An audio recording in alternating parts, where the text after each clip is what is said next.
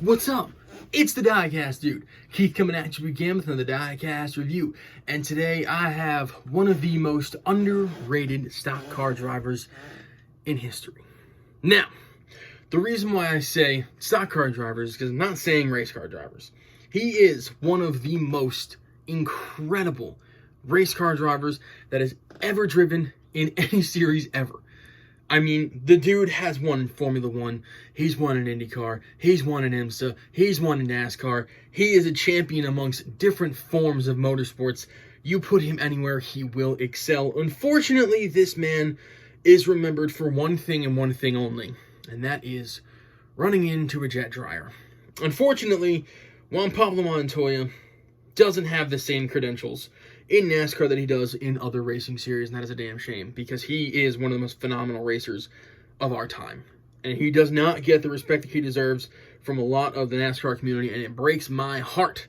So, without further ado, let's jump into Juan Pablo Montoya's 2007 Dodge Charger. Now, this is a club car, which means that the hood and the roof flaps open, and they have tethers on each, much like an Elite, but the trunk does not. Now, of course, this is his rookie car, the Havoline Dodge Charger. Absolutely stunning piece.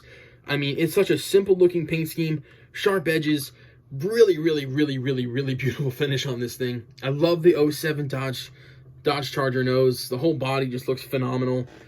I mean, like I said, the guy just doesn't get enough respect in the NASCAR world, which breaks my heart. But for me, and for a lot of other people, we do understand the beauty that is Juan Pablo Montoya's career. And without further ado, let's jump into it. Front end of the race car, the 2007 Dodge Charger nose. You have the silver grills here. Of course, like I said, it's a Club Elite. So it does have almost the exact same feature as an Elite car. The only difference is the rear end, the trunk does not open, but it still functions just like an Elite car. I mean, this thing is just spectacular. I love this thing. So, on the hood, you got the big old Havoline logo, one of the most iconic looks in motorsports, especially when it comes to NASCAR. So, definitely really cool to see that work. The hood does open, I promise. The hood opens, and like I said, it's got the tethers on it. Unbelievable detail on this race car. I mean, you don't see this kind of detail anymore, and it's a shame. They got the braces here, you got the tethers here. I mean, and the thing is, I keep looking under because under the race car, the drive shaft itself is turning. It actually functions, and that is really cool. I had no idea that the freaking drive shaft actually functioned on this thing.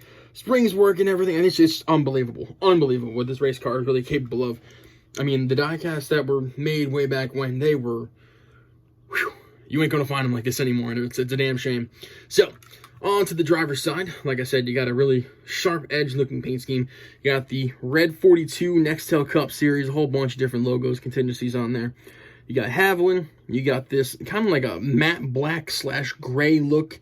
Like I said, another sharp edge over here. You got Techron over here on the quarter panel of the race car. On the rear end, you're going to have rookie stripes. Trust your car to the star. Pretty cool slogan there. You got the Ganassi logo over here, the 42 logo over there. You got Express Lube right here up on the deck lid.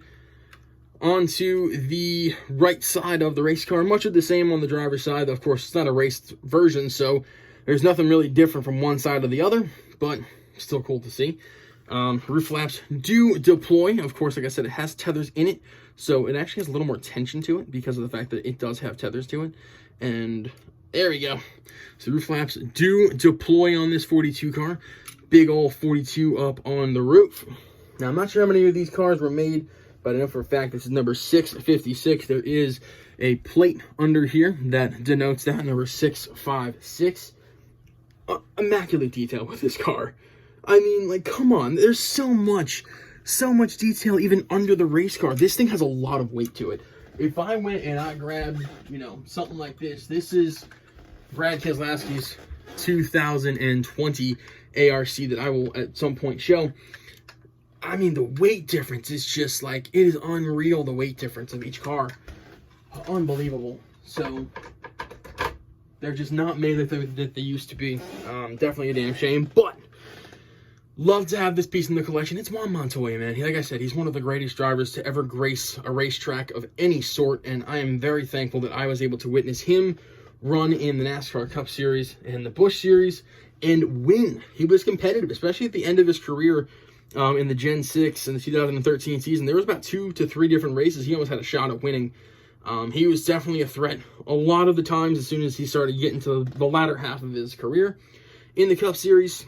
But regardless, this denotes one of the greatest racing drivers to ever grace a racetrack, and we were lucky enough to see him pilot a stock car. So, with all that being said, the Diecast dude says peace, and I'll see y'all on the flip side.